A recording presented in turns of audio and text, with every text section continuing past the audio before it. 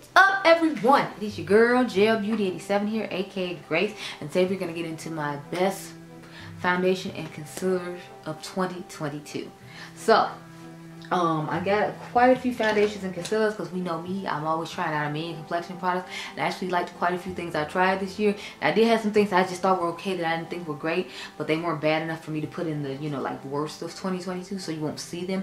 But I think I remember talking about them or touching on them in my best and worst of 2022 in like June or July when I made the video, so we don't really need to talk about them too much today. You've already seen them and heard my thought. If I change my mind on anything, I will talk about it in this video, just so the product can redeem itself. But without further ado, let's get into it. How about saying, what is the foundation misnamed? Okay, so we're gonna start off with something I actually have to redeem myself on, because I was talking crap about how this looked orange. It looked crazy and I didn't like the way it looked on my skin.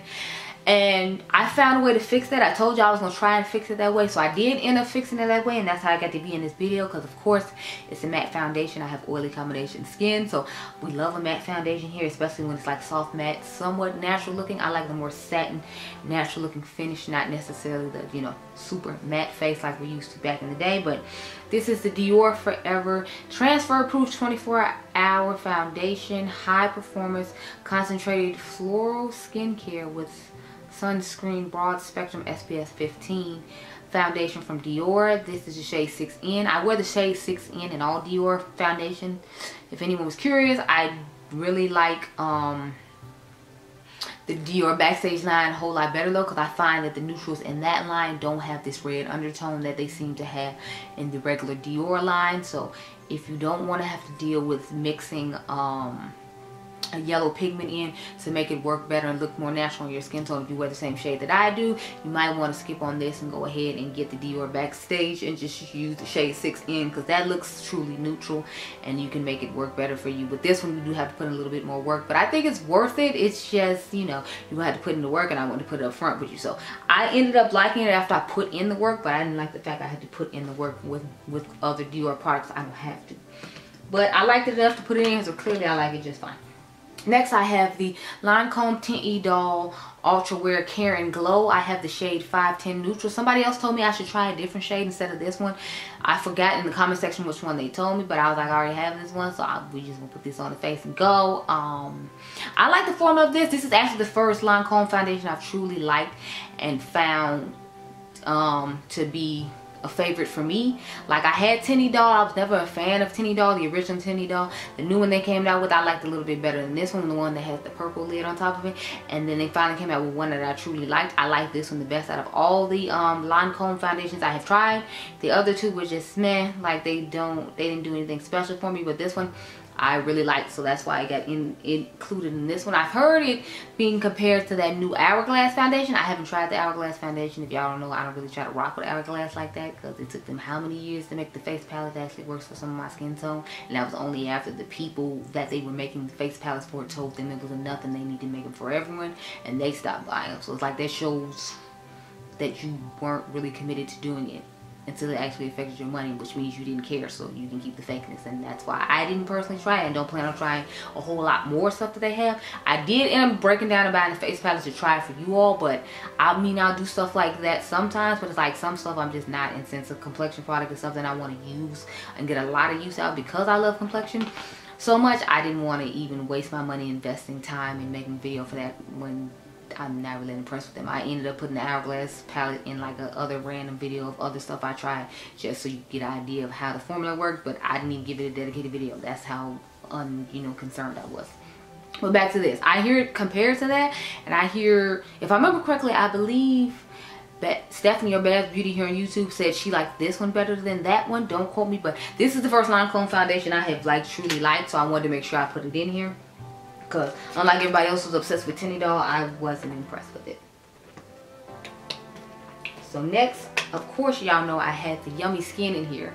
This is Yummy Skin Serum Foundation from Danessa Myers. I absolutely love this foundation. I wear the shade 18G. This one, as you can see, has a little screw off thing. I like this though because it's like you can replace their component easily. The only thing that sucks is like the replacement component is white, and it's like, I know that's a small thing, but it's like when the rest of it is this color and then you look up at the top and it's like this random white component. That's the only thing I don't like about it, but the formula on this is really nice. It is a little thicker than like I expected expected it to be. Even though it is pretty thin, it's still like a little thicker compared to like other foundations that I feel like are similar to this. I've given y'all a couple of reviews on foundations I feel like are similar to this, and I feel like they're a little more watery and don't feel as heavy on the skin, but that doesn't make this a bad product. I actually still really love this product. I wore it a lot during the summertime, and I'm glad to have it in my collection. I've had this stuff sitting over here for a couple of weeks, so I haven't been able to wear a lot of these things, so I was trying to get this video done to make sure I could, because I've been missing some of these products to use on my face. Like, for example, this Thread Beauty Face It complexion stick. I wear the shade medium warm golden 130. As y'all can see, mine is well loved because I broke the cap off it real disrespectfully. And then I have used quite a bit of this product. Like, y'all look how far in there it is. I really love this product. Like, this is my go-to everyday work foundation for the most part. I go between this and the, what is it, the Huda Beauty foundation stick, just because a lot of times I'm like in a rush trying to get to work. See, I'm almost at the top. That's literally how far is left. I really love this stick. I need to go to Target and give me another one when it runs out, because it just looks so great on the skin, and for the price point it's absolutely amazing. Like, I definitely recommend you try out that. If you don't try out anything else in this video, I definitely recommend you try that out, because it's affordable and it's just, you know, it's a wonderful product. You're not supposed to be doing that. So next I have the, I feel like y'all know this was coming to, the e.l.f. Halo Glow Liquid Filtered Glow Booster for Radiant Skin in the shade 6 Tan Deep. I actually feel like the shade selection for this one is better than the Charlotte Tilbury. That's just my personal opinion. And I feel like this one gives more coverage than the Charlotte Tilbury as well, because I find when I put this on, it gives me more coverage. It's closer to my skin tone and it works out a little better. I feel like that one's a little orange. I feel like this one pulls a little more neutral, like it says. I think they said neutral. No, I feel like this does put a little more neutral than more orange, if you will. I like this product a lot. I like to put the, what is it, the Camel foundation powder on top of this and just go, and I have a gorgeous look on the face. Y'all have seen a couple pictures with it. This stuff is amazing. I see why it keeps selling out. If you can find it in stock somewhere, go grab it now. It's amazing, and it's more inclusive than the original, in my personal opinion. So next I have one I changed my mind about, but I remember telling you all that it wasn't that I didn't like the product. I didn't like the way the product felt on the skin as far as like it being heavy, but I found a way to adjust and make it work for me. And like I said in the video, it does always look pretty at the end. I just don't necessarily like it when I'm putting it on. So you know how you go through the process of putting on your makeup and you don't necessarily like the way it looks to like the very end. With this foundation, that's always the way I feel, but it always looks very nice at the end. It's just I hate going through the process of putting it on, because I never like the way it looks till I'm literally finished in like full face, everything is done. But it's still a good enough product to talk about. So this is the One Size Beauty Turn Up the Base BBB Cream Beauty Blur Balm of the shade Dark to Golden. It's dark with golden undertone. If y'all remember, I was actually in Vegas when this came out, and I had to go to a Sephora and pick it up so I could do the wear test for you all and then do the application when I got home. But I was determined this video was gonna get up in a timely fashion, so yes honey, we did it. I ended up really liking this product more than I expected to after I tried it out some more. But you know, like I said before, it wasn't that I didn't like the product. I just didn't like the product till it got to the finished product at the end, if that makes any kind of sense. Next, I have the Givenchy Prism Libre Skin Caring Matte Foundation. I have wear the shade W420. I love this foundation. When they first came out with that first foundation where they weren't inclusive with the shade range and like it had these weird gray undertones and all that, I wasn't really feeling it. Then they came out with the luminous one first, and I wasn't really feeling that either. Obviously I have oily combination skin. I try not to use a whole bunch of luminous foundations, but I know I can use some in the winter time because I won't be as oily. So I, you know, do keep a few in my collection just to be able to have a well-rounded collection to show to you all. But I really like this one. This is the matte one. I think it's absolutely stunning. I like it almost as much as I like my Valentino, and y'all know how much I love my Valentino, but this is definitely one of my top 10 luxury foundations in my collection that I reach for a lot. This looks so beautiful on the skin, and you should definitely try it out if you get a chance, because girl, I love it. The formula is really nice. It's a nice like satin matte type finish, so it gives you that more natural look on the skin, and I know people are really into that right now, so I felt like it'd be something good to talk about. And next, of course, I have the Makeup Forever, what is it, HD Skin Undetectable Stay True Foundation. I have the shade Y60. It used to be shade Y503. If you all caught my video, and then you saw that they changed the shades because they added more shades, because I think, if I remember correctly, they said they didn't have any neutral tones in there, and I think they didn't have any reds. No, they had red tones. I think they didn't have any neutral tones, so they had to add neutral tones, which meant they had to change the shades around, which is why they rechanged the numbers. But I'll try to remember to link it up above, because it was a whole thing about, I ended up getting like 2 or 3 different shades that I had to pick between. This foundation actually oxidizes, in my personal opinion, so that's why I have the shade Y503. I normally wear the shade Y505, but I had to get this one, and then it ended up oxidizing, but it ended up working out in my favor. But I did get the shade Y505 to show you originally what I wore too. So that video would be really helpful in if you need help picking out your shade and you're close to my skin tone. So definitely go check that out. But I love this foundation. Like, this is one of those your skin but better, like literally put it on and people might be able to tell if you have on foundation or not, because it looks that much skin like a natural. And again, this is my first Makeup Forever foundation I've liked from the HD line. I have the matte one that I had that I liked, okay, but like this is easily my all-time favorite. I didn't like the original HD. I didn't like the Ultra HD. Like, I don't know what it was, but for the longest time, Ever's Makeup Forever foundations, I did not like them. But I finally found my Makeup Forever foundation. So this year I found a couple of foundations from brands I had tried foundations from for a while that I wasn't really crazy about, and I'm happy to share them with you. Because I mean, I know they're cult classics, but everybody doesn't like every cult classic. For example, like I said, I didn't like the Lancome Tinty Doll, and I didn't like the Ultra HD or the HD from Makeup Forever. So next we have Charlotte Tilbury and her Beautiful Skin foundation. Now this is one I have to mix in with the original foundation because I don't like it on its own, but it is a beautiful product. I wear shade 14 neutral. Oh my god, y'all see how thin the bottle is. Like, I have been using this to the high heaven. I love this stuff, and paired with her concealer, you can't tell me anything. And her powders, she may not be able to give me a whole bunch of other stuff, but Charlotte can give me some complexion, honey, okay? She serves the complexion, she gives the complexion, and I'm here for it. Now, the first foundation I wasn't crazy about. I felt like it was a little too thick on the skin, and I feel like it like a little red. But mixed in with this neutral one, I feel like it gets the job done. I believe I mixed in shade 13 neutral with this 14 neutral and get this color that I like and the coverage I like, because this one is a little thin as well. So I had to do that with a couple of foundations this year, like the NARS Skin Caring foundation. I had to mix it with the matte one in order for me to like it. I actually have that one on my face right now. I forgot to pack it and bring it, but I do recommend the NARS Skin Caring foundation. I wear the shade, what is it, Macau. I always wear the shade Macau and NARS, so I recommend that foundation as well. I just forgot to bring it. I knew I was going to forget to bring something, and that's what I forgot to bring. So I love this foundation.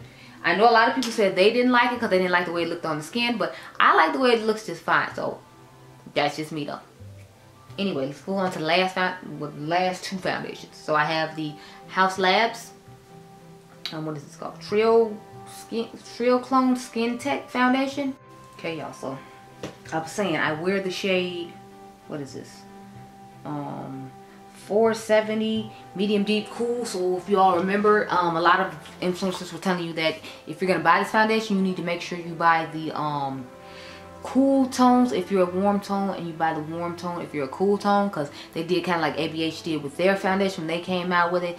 The tones were opposite of whatever your actual undertone was. As weird as that was, I don't know what was going on with that and why, but that's what they did. Again, this foundation has a wonderful shade range. This foundation looks amazing on the skin. I really like it. I like her setting powder as well that came out with this. I wish she had gave us a concealer, but you know, like, you take what you can get. I was happy to see that there were powders, because when they initially showed this picture, they didn't show that there were any powders. So I was like, okay, let me find out, honey. So I made sure I, you know, snatched it up, and I'm happy I snatched it up because I think the formula in it is simply beautiful. I'm trying to put all my stuff away as I go, y'all, because it's already like 4 in the morning. I still need to finish filming the concealer part of this, girl, so I can go home. The last foundation we have to talk about. Now, we all know I love this brand to the high heaven, so this was going to be in here. I love me some Patrick Ta. So I have the Patrick Ta Cream Foundation and Finishing Powder Duo in the shade Tan 3. Now, if you all remember, you're supposed to put this powder all, I think you're just supposed to put it on the high points of your face where you highlight and conceal. And then you're supposed to use the foundation, obviously the foundation. So as you can see, mine is Well Loved. It has a nice little dip in it. I actually really like this foundation. It gives me, you know, like a bougier version of what was the Good Apple foundation. But I feel like the Good Apple foundation actually gives you more coverage than the Patrick Ta one does. So if you're into more of the coverage as far as it being fuller, you should definitely go with that one. And then if you're into more of like having the duo of being ease and you just being able to grab this powder, put on this and go, then I feel like you should definitely consider the Patrick Ta one more. I like both of them equally. Like in the wintertime, I would use both of these more likely, just because, again, oily combination skin. I don't feel like cream foundations work perfectly for me in the summertime. So that's another reason I'm happy to be able to take this stuff back home so I can use it some more, because I have been using the Patrick Ta for a little while. I used it in the summertime a little while, but I knew I was going to mainly use it in the winter, which is why I'm going to get this video filmed and done, girl, because I want to be able to use my Patrick Ta again. Y'all know I love Patrick Ta. Now let's get into these concealers. I don't have that many. Now, one of these concealers did not come out this year, but I bought it this year, so we counting it. Matter of fact, let me get that one out of the way now, because it's expensive as hell, and I'm mad every time I think about having bought it. But this is the Tom Ford Shade and Illuminate Concealer. I have the shade 5 Warm Olive Tan. I love this concealer. This stuff is amazing. Now, this is one of those Tom Ford things I actually think is worth the hype. And I don't think a good majority of the things that Tom Ford comes out with are worth the hype. But this concealer right here is worth the hype. That's why I'm mad it's $80. Yeah, you heard me, it's $80. I ended up buying it when I was on vacation, thinking I was bougie and important, thinking I was a rich woman on vacation and I could just be spending money out here left and right. But alas, I love this concealer. I'm just mad that people were finding it at the CCO store and I had to pay regular price at, I forgot which store I bought this at. I want to say it was at Neiman Marcus or Nordstrom's. I went in store and saw it in store and was happy to see it in store and swatched it so I could get my shade and bought it just because Morgan Turner had been raving about it so much. And she was right.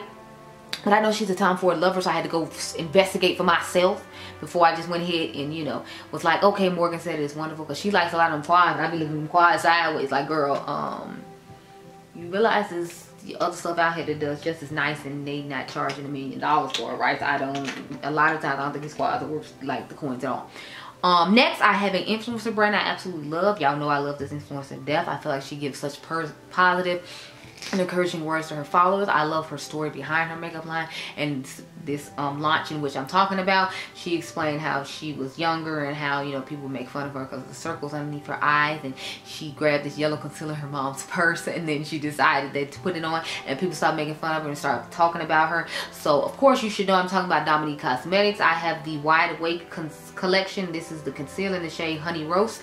I really like this concealer. I have used this about all mine up. I'm gonna take it home and finish it. Another reason I want to finish this video, because mine is halfway done. I love cursing to death. I wasn't crazy about the powder, but I bought the powder in translucent instead of my skin tone shade. But I have so many skin tone powders, and I feel like those will last me way longer than the ones I put underneath my eyes, because I feel like I powder more underneath my eyes than I do around my face, as weird as it is.